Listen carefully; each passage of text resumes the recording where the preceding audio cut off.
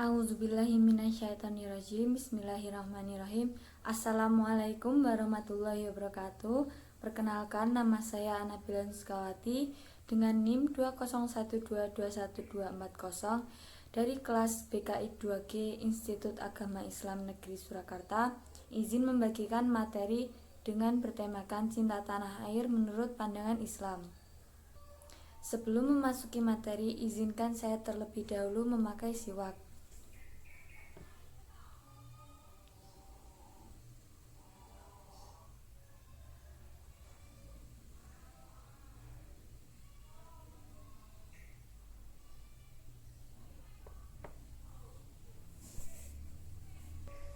Selanjutnya, marilah kita panjatkan puja dan puji syukur kita kepada Allah Subhanahu wa Ta'ala yang telah melimpahkan karunia-Nya sehingga kita dapat melihat video ini dengan sehat walafiat, serta sholawat serta salam kita haturkan kepada junjungan kita Nabi Muhammad SAW yang kita tunggu syafaatnya di yaumul akhir nanti. Baiklah, pada hari ini saya akan memasuki materi yang bertemakan cinta tanah air menurut pandangan Islam. Cinta tanah air menurut para ulama. Salah seorang ulama Indonesia, Kiai Haji Muhammad Hasyim, berhasil mencetuskan prinsip hubbul watani minal iman, atau cinta tanah air adalah sebagian dari iman. Konteksnya pada saat itu ditunjukkan untuk membangun semangat nasionalisme para pemuda atau para rakyat Indonesia untuk mengusir penjajah negara. Beliau merupakan ulama yang dapat membuktikan bahwa agama dan nasionalisme dapat bersatu dan memperkuat untuk membangun suatu bangsa atau negara. Karena kedua unsur ini tidak dapat dipisahkan. Yang disebabkan agama memerlukan suatu lahan untuk melakukan dakwah dan menyebarkan ajarannya, dan negara tersendiri memerlukan agama untuk sebagai penyiram nilai-nilai rohani atau agama agar tidak tandus ataupun kering. Sehingga dapat disimpulkan agama tanpa negara akan menjadi ekstrim dan negara tanpa agama akan menjadi tandus ataupun kering. Karena agama juga salah satu alat pemersatu suatu bangsa. Dari prinsip inilah, maka kita harus meneguhkan cinta tanah air. Awalnya, ungkapan cinta tanah air dari Kiai Haji Hasyim ini disebut dengan hadis, atau lebih tepatnya dikira hadis oleh sebagian orang, bahkan ulama-ulama di kota Madinah dan Makkah, dikarenakan saking masyhurnya.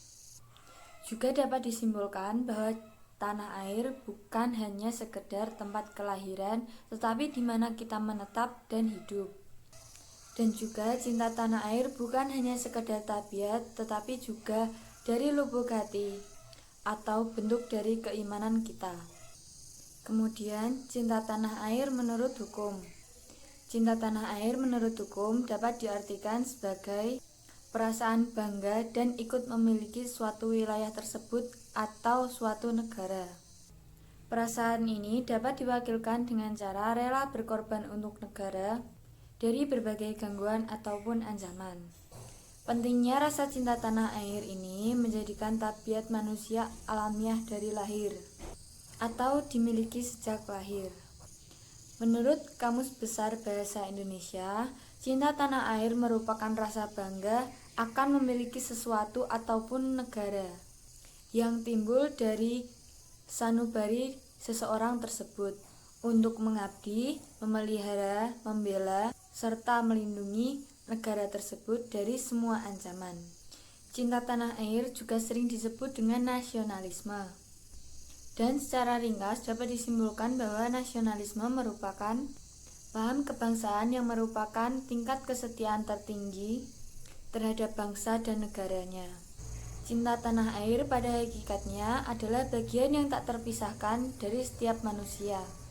Juga dapat diartikan sebagai suatu simbol mewujudkan dari salah satu sila Pancasila, yaitu sila ketiga Persatuan Indonesia di kehidupan sehari-hari. entah itu di keluarga, sekolah, maupun masyarakat. Selain itu, cinta tanah air juga dapat dilihat dari perilaku membela tanah airnya, menjaga ataupun melindungi dan rela berkorban untuk tanah airnya, serta melestarikan budaya atau warisan dari nenek moyang agar tidak terhapus oleh zaman. Sebagaimana contohnya, sikap sederhana membela cinta tanah air, seperti bangga menggunakan produk Indonesia ataupun produk lokal, menjaga nama baik bangsa Indonesia, dan menaati peraturan hukum yang ada. Tidak hanya sampai di situ, saya akan menyebutkan cinta tanah air menurut Al-Quran, menurut hadis, dan para ahli fikih. Yang pertama, menurut Al-Quran. Yang pertama, cinta tanah air menurut Al-Quran atau di Al-Quran menurut para ahli tafsir. Allah telah berfirman pada Quran Surat An-Nisa ayat 66 yang bunyinya,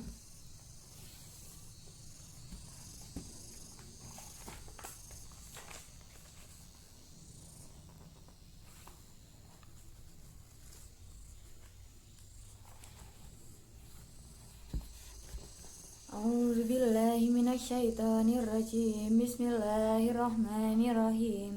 Walau anna khatabna alaihim an iqtulu anfusakum awih ruju min diyarikum ma fa'aluhu illa qalilum minhum walau annahum fa'alu ma yu'aduna bihi lakana khairal lahum wa asyadda tasbita. Shadaqallahul azim. Yang artinya, dan sekalipun telah kami perintahkan kepada mereka, bunuhlah dirimu atau keluarlah kamu dari kampung halamanmu, ternyata mereka tidak akan melakukannya, kecuali sebagian kecil dari mereka, dan sekiranya mereka benar-benar melaksanakan perintah yang diberikannya, niscaya itu lebih baik bagi mereka dan lebih mengutamakan iman mereka. Dalam tafsir Al-Kabir, Al-Imam Fakhr Al-Din Ar-Razi menafsirkan bahwa ayat di atas, Allah menjadikan meninggalkan kampung halamannya setara dengan bunuh diri. Pernyataan di atas dari Al-Razi menjelaskan bahwa meninggalkan tanah air bagi orang-orang yang berakal adalah perkara yang sulit dan berat, sama dengan sakitnya bunuh diri.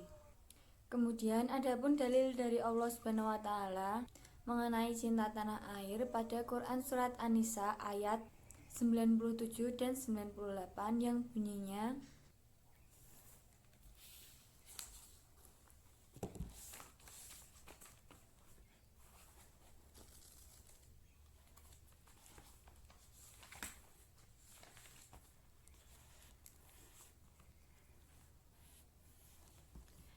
A'udzubillahi minasyaitonirrajim. Bismillahirrahmanirrahim. Alladzina tawaffahumul malaikatu dzalimi anfusihim qalu fima kuntum qalu kunna mustadfa'afina fil ard qalu alam takun ardullahi wasi'atan fatuhajiru fiha faulaika ma'wahum jahannam wasa'at masyira illal mustad'afina minar rijalil wan nisa'i wal wildani la tastati'una hilah wala yahtaduna sabila. Shadaqallahul azim. Yang artinya, sesungguhnya orang-orang yang dicabut nyawanya oleh malaikat dalam keadaan menzolimi sendiri, mereka ataupun para malaikat bertanya, bagaimana kamu ini? Mereka menjawab, kami orang-orang yang tertindas di bumi Mekah. Mereka para malaikat bertanya, bukankah bumi Allah itu luas sehingga kamu dapat berhijrah ataupun berpindah-pindah di bumi itu? Maka orang-orang itu tempatnya di neraka jahanam atau jahanam. Itu seburuk-buruknya tempat kembali. kecuali mereka yang tertindas baik laki-laki atau perempuan dan anak-anaknya tidak berdaya dan tidak mengetahui jalan untuk berhijrah.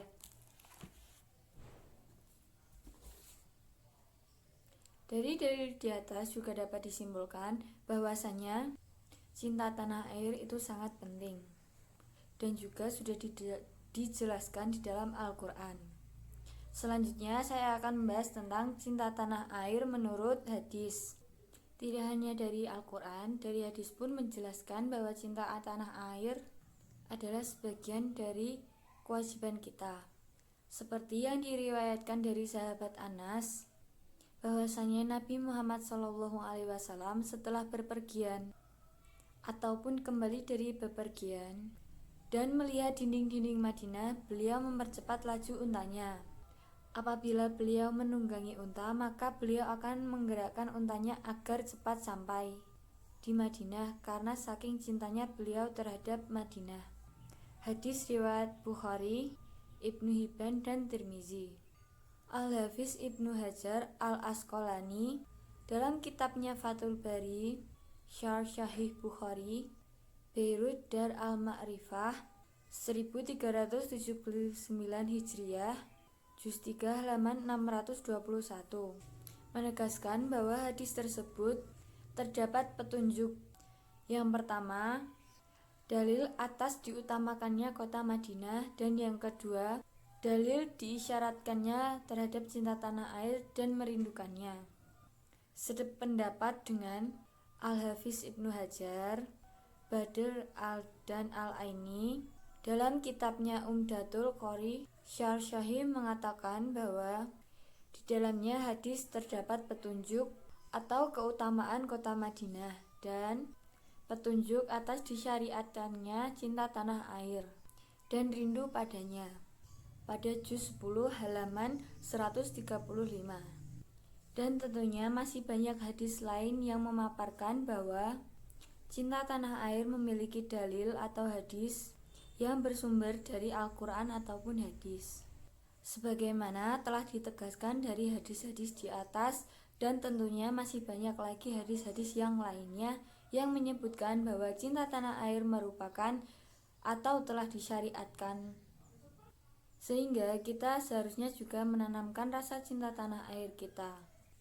Selanjutnya saya akan memaparkan tentang cinta tanah air menurut para ahli fikih.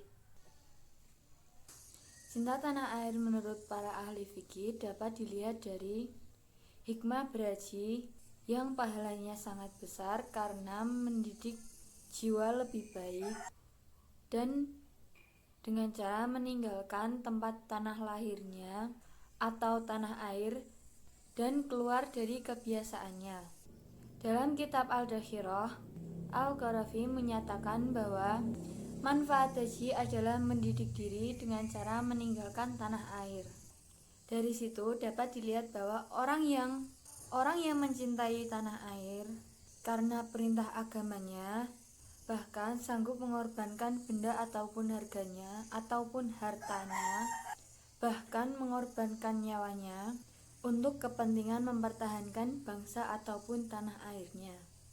Menurut Saleh bin Ali Abu Arad, guru besar pendidikan agama Islam di Abha, bahwa seluruh warga negara wajib untuk mencintai tanah air dan menjunjung tingginya. Bisa dilakukan dengan berbagai cara seperti berikut. Yang pertama, mendidik warga segenap dini mungkin bahkan dari lahir untuk menanamkan sifat nasionalisme atau cinta tanah air dengan cara merespons segala kebaikan dan membalasnya dengan kebaikan lagi. Sebagaimana Allah telah berfirman dalam Quran surat Ar-Rahman ayat 60 yang bunyinya, hal jazaa'ul ihsani ilal ihsan, yang artinya tidak ada balasan kecuali kebaikan pula. Quran surat Ar-Rahman ayat 60. Yang kedua, rasa saling mencintai sesama anak bangsa dimanapun berada sehingga terciptanya kerukunan antar anak bangsa yang dapat menciptakan kekompakan dalam menghadapi situasi ataupun kondisi yang berbeda-beda. Yang ketiga, menanamkan kecintaan pada tanah air sedini mungkin, memperjelaskan rasa cinta tanah air tersebut, dan menunjukkan jalan yang optimal melalui berbagai pendidikan, entah itu melalui masyarakat, sekolah, ataupun keluarga. Yang keempat, menanamkan untuk melakukan sesuatu dengan sungguh-sungguh ataupun bekerja keras demi kehidupannya dan bangsanya. Yang kelima, menanamkan rasa cinta akan kekayaan bangsa dan negara, serta melestarikan fasilitas maupun budaya agar tidak terendam oleh zaman. Yang keenam, berkontribusi aktif dan positif terhadap segala sesuatu yang berhubungan untuk mengabdi kepada negara dalam bidang apapun, baik itu verbal, praktis, maupun intelektual. Karena pada dasarnya setiap warga negara harus berkarya untuk bangsa dan dirinya sendiri. Dan yang terakhir tentunya membela tanah air dalam keadaan apapun dan bagaimanapun, baik itu dengan kata-kata maupun dengan tindakan. Sehingga dari atas dapat disimpulkan bahwa mencintai tanah air merupakan salah satu bentuk jihad kita dan membela negara kita, apalagi jika negara tersebut mempunyai keistimewaan tersendiri. Maka mencintai tanah air seperti mencintai Makkah ataupun Madinah merupakan sebuah ibadah. Namun apabila kita mencintai tanah air kita ataupun negeri kita melebihi mencintai agama kita, maka itu hukumnya haram. Allah pun telah menjelaskan bahwa lebih mencintai negara kita ataupun tanah air daripada agama kita untuk berhijrah, maka itu sangat dosa. Dan agar kecintaan kita terhadap negara kita tidak sia-sia, maka hendaknya kita menata niat dan bagaimana cara agar kita menyeimbangkan cinta terhadap negara ataupun cinta terhadap agama kita, bukan sekedar nasionalisme semata. Baik, sekian dari saya. Materi tersebut merupakan penutup perjumpaan kita pada melalui video ini. Dan apabila banyak kata ataupun salah, saya meminta maaf yang sebesar-besarnya. Terima kasih. Wassalamualaikum warahmatullahi wabarakatuh.